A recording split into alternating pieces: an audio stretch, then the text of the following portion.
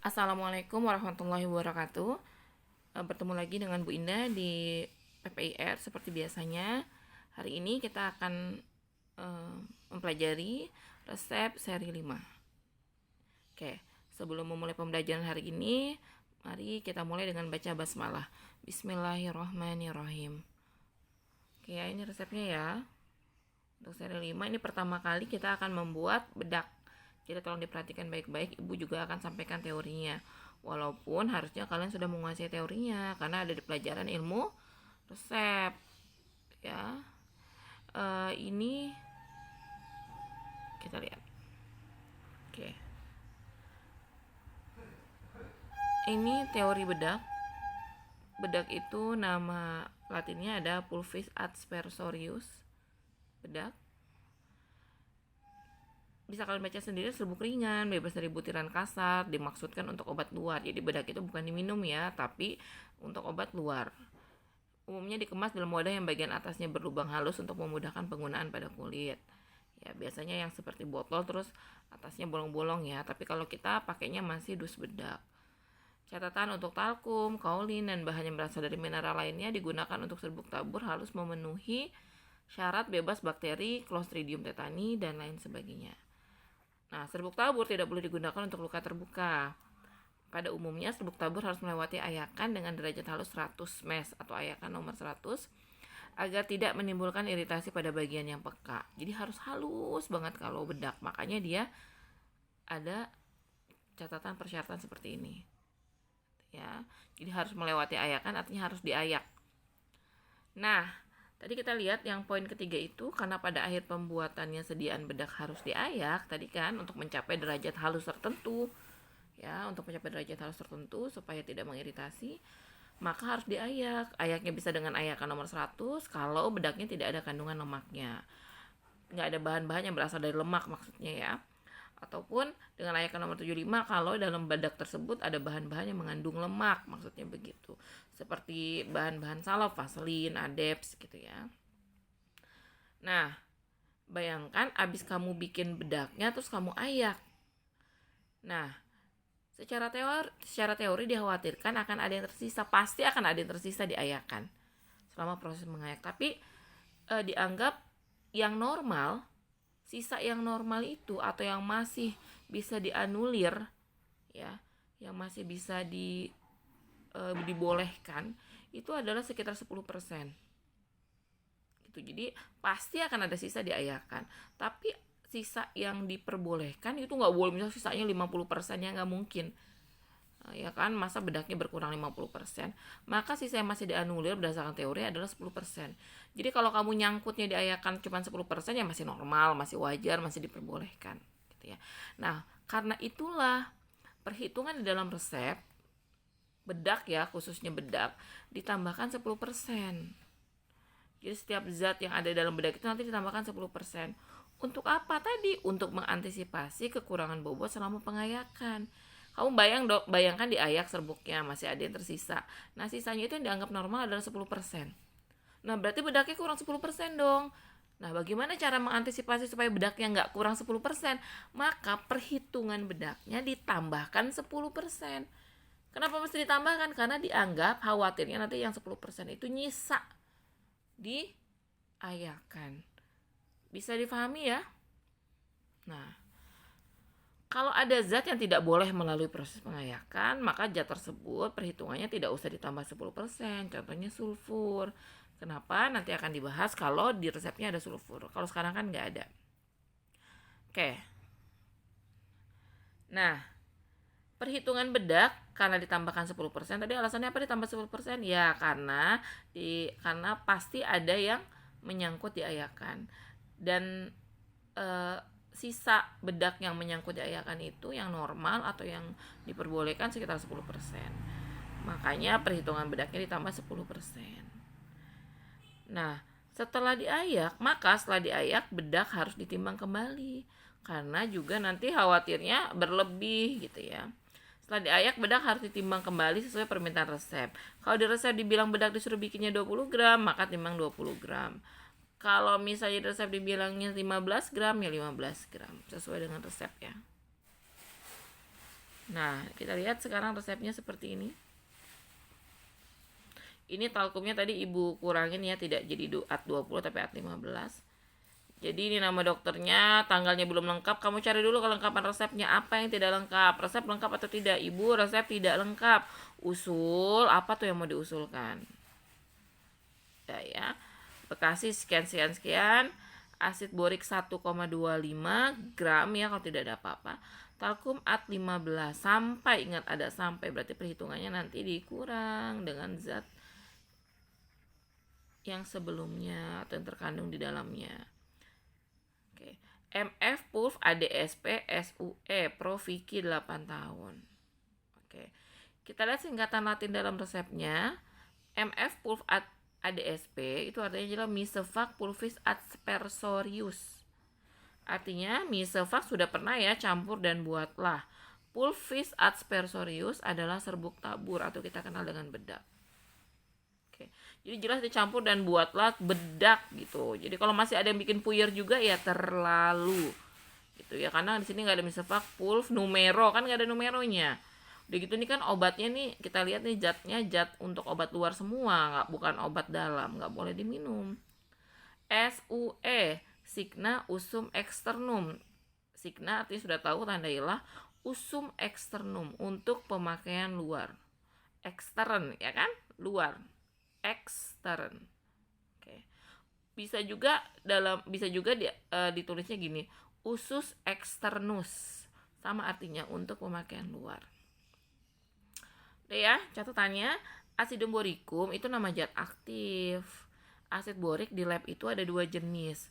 Ada yang asidum boricum pulvis. Nah, ini yang kita pakai untuk pembuatan bedak. Ya, pulvis namanya juga kan serbuk. Ada juga asidum boricum kristallicum, bentuknya beda, jadi hati-hati ngambilnya, jangan sampai salah. Kalau yang pulvis bentuknya serbuk, kalau yang kristallicum bentuknya seperti garam-garam kristal gitu. Nah, kalau yang kristallicum bukan digunakan untuk bedak, biasanya digunakan untuk membuat larutan, lotion gitu ya, atau obat kompres luka dan lain sebagainya. Tuh.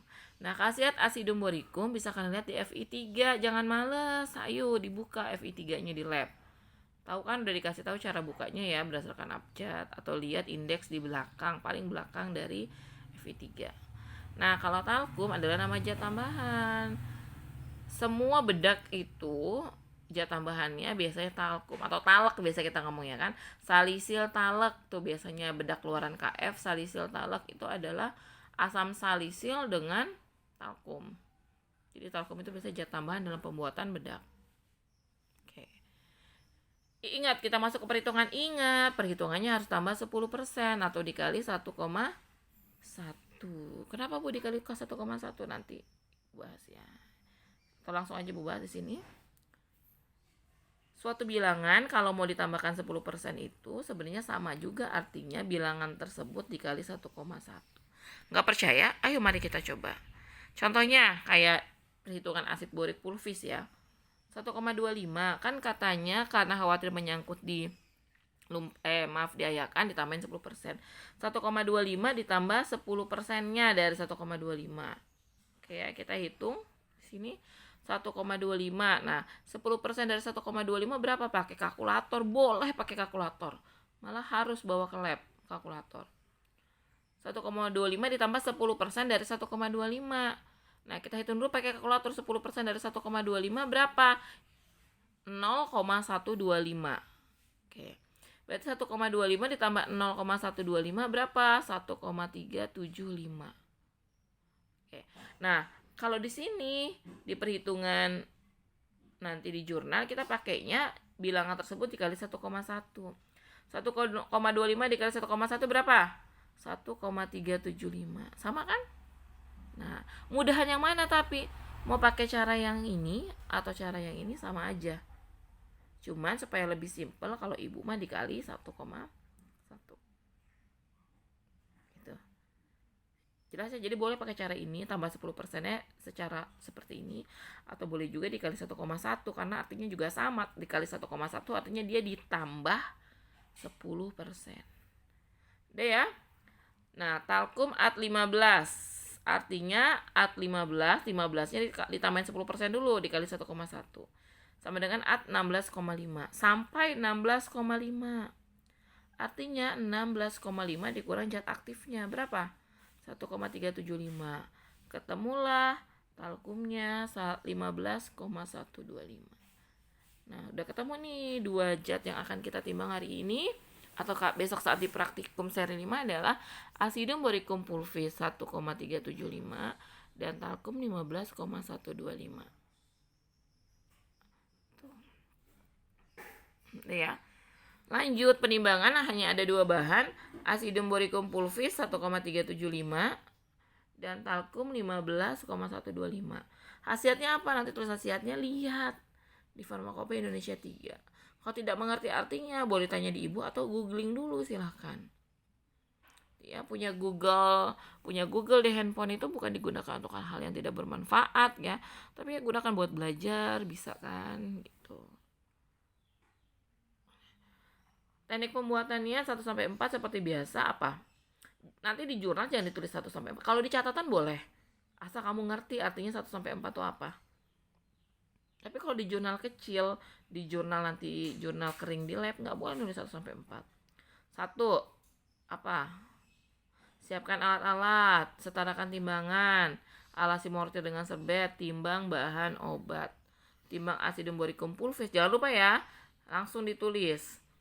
Di penimbangan ditulis pakainya pulvis, sama di perhitungan juga sudah ditulis pakainya yang pulvis. Oke. Timbang asidum boricum pulvis 1,375 dan talkum 15,125. Nah, masukkan zat aktifnya dulu. Masukkan asid borik pulvis ke dalam lumpang seperti biasa, digerus sampai halus. Tambahkan talkum, gerus sampai halus dan homogen. Bu, talkum saya banyak banget, Bu. Saya mau setengah-setengah dulu, boleh. Setengah dulu talkumnya, gerus, tambahin lagi setengah. Tapi nggak usah disebutin di sini di teknik pembuatan. Oke.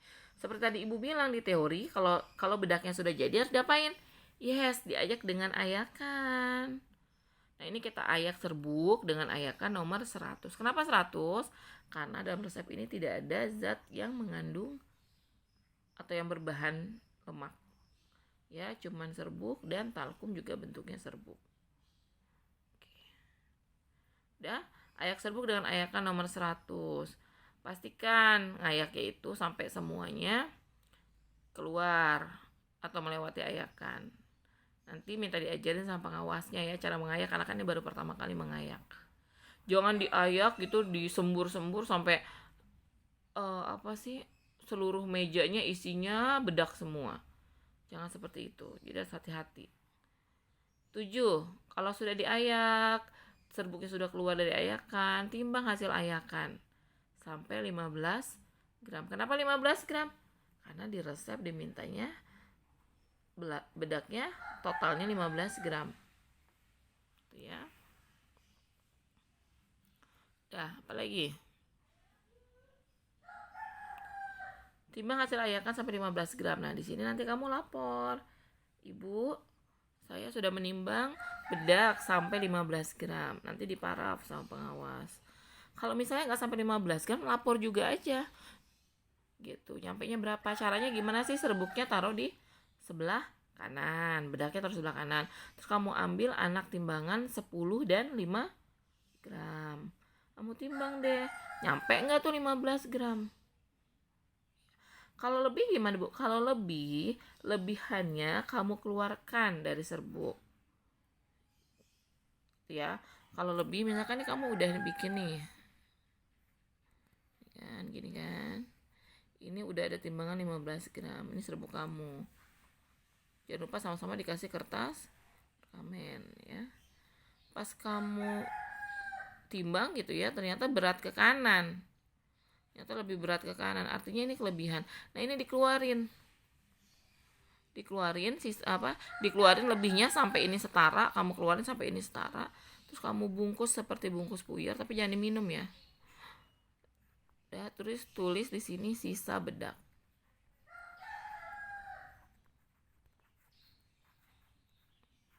Nanti harus dikasih ke pengawas. Oke. Jadi ketika kamu ini sudah sampai 15 gram, kamu tanya lapor ke pengawas, ibu saya bedaknya sudah saya timbang pas, kan ada 3 kemungkinan pas. Kalau pas 15 gram ya sudah, alhamdulillah, berarti sesuai teori juga gitu ya. Udah pas 15 gram, udah tinggal lanjutkan teknik pembuatan berikutnya. Kalau lebih, berarti lebihnya taruh dulu di kertas perkamen yang lain. Bu, saya sudah 15 gram bu, lebih sekian, lebihnya segini misalnya. Nah, lebih ini juga nggak boleh banyak. Kenapa? Karena lebihnya juga, kalaupun lebih harusnya harusnya paling banyak 10%. Kenapa? Karena kan tadi perimbangannya cuma kita tambahin 10%. Akan jadi aneh kalau misalnya lebihnya banyak banget. Misalnya lebihnya setengah dari bedak, ya itu aneh. Berarti nimbangnya salah. Lah, kita kan nimbang tadi cuma nambahin 10%. Jadi ada kemungkinan, pertama kemungkinannya adalah pas 15 gram. Artinya apa? Artinya ya nggak apa-apa. Pas 15 gram nggak lebih. Karena kan sudah sesuai teori kan. Kemungkinan tadi tersisa diayakan. Gitu ya. Kalau lebih ya sudah, timbang sampai 15 gram, sisanya dibungkus seperti puyer. Tulis, dijudulin gitu ya, tulis di puyernya ini sisa bedak biar nggak diminum. Sisa bedak nanti diberikan ke pengawas ketika lagi penyerahan. Sudah? Kalau kurang gimana bu? Kalau kurang ternyata 15 gram nih, ternyata beratan ke kiri. Artinya apa? Artinya kan serbuk kita kurang ya. Ya udah diganti aja, jangan 15 gram. Coba 14,8 gram, 14,5 gram, 14 gram gitu ya. Coba sampai dia setara. Artinya apa? Artinya sebenarnya kamu berarti kurang nih. Mungkin kurang dalam menimbang, atau diayakan masih banyak serbuknya tapi kamu tinggalin diayakan gitu ya. Karena apa? Karena kalau perhitungan harusnya kita tepat 15 gram. Ini kurang. Kalaupun kurang, misalnya ternyata ketemunya 14,8 gram. Bu, ternyata saya sudah timbang kurang dari 15 gram. Pas saya timbang ternyata 14,8. Ya udah, paling sama pengawasnya sini paraf. Pengawasnya nulis dia 14,8 gitu. Udah ya. Kalau sudah ditimbang sampai jumlah yang ditentukan, masukkan hasil ayakan. Tadi kan sudah masukkan serbuk. Bukan hasil ayakan ini ya. Masukkan serbuk, berarti yang sudah ditimbang ya. Masukkan serbuk ke dalam lumpang. Ini ganti jadi serbuk. Ya. Masukkan serbuk ke dalam lumpang.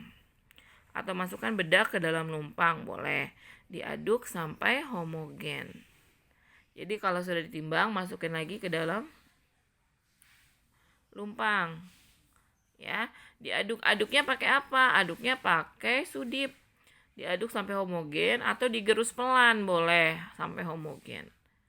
Lalu masukkan ke dalam dus bedak, beri etiket. Nah, ini bentuk ayakannya seperti ini. Ya, nah di sini catatan-catatannya saja. Bentuk ayakan yang mes 100 sama 100, ketika mengayak harus ditataki, dialasi bagian bawahnya. Itu sebagai tempat serbuk hasil ayakan. Kalau di lab itu biasanya pakai nampan. Ya, nah nampannya itu harus kalian alasi dulu. Nanti kalian boleh bawa kertas HVS atau kertas minyak yang berwarna, boleh dialasi dulu nanti nampannya dengan kertas minyak atau kertas HVS gitu ya. Jadi nanti kamu ayakannya itu, ini kan ayakan, jadi ini kan ayakan ya, ini ada nampan di bawahnya. Idealnya mah biasanya setiap ayakan ini ada tempat bawahnya ya, kayak gini nih. Cuman di lab kita mungkin nggak ada gitu ya. Jadi kalian ada nampan tapi di lab. Nah, ini nampannya dialasi dulu dengan kertas supaya apa? Supaya nanti gampang ngambil serbuknya. Nah, nanti ngayaknya itu ya nggak boleh jauh-jauh dari nampan. Jangan nampannya di sini, kamu ngayaknya di sini. Ya serbuknya jadi jatuh-jatuh di luar nampan, nggak boleh ya. Nah, jadi seperti ini. Ini nampannya nih. Ini nampan.